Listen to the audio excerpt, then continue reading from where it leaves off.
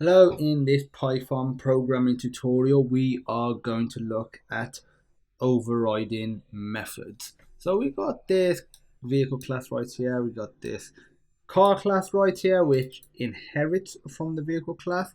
And like I said, it inherits, its attributes, so speed, the increased speed method, that sort of stuff. But what if we want a slight different like functionality to one of the methods, so increase speed, we can do that, and that's called overriding methods. And the way you do it is simply implement it within the child class, because if it's not implemented, it has the parent's behavior as default. If it's implemented, it has its own behavior as default. So if I do increase speed instead, maybe I want to actually times it instead. So now if we were to run this, so let's just dry run the code. So we get 10, increase weight for child car, we get 19, that's fine. We get 0 for the speed, so let's increase the speed of the child car. So now let's do child car dot increase speed, and we'll put 5, and what's going to happen is still going to print out 0 because the default of 0. So let's just do 1 instead. So now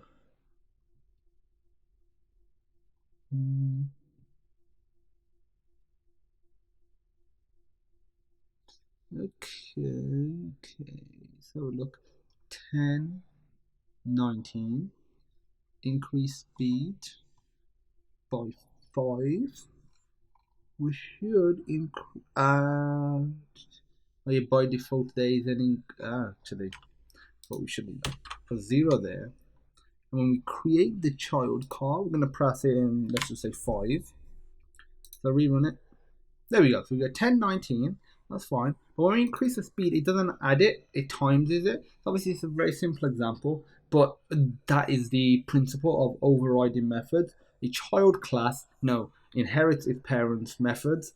If you want slightly different or entirely different functionality, but the same name, the same parameters, same structure of calling it essentially, you can override the method.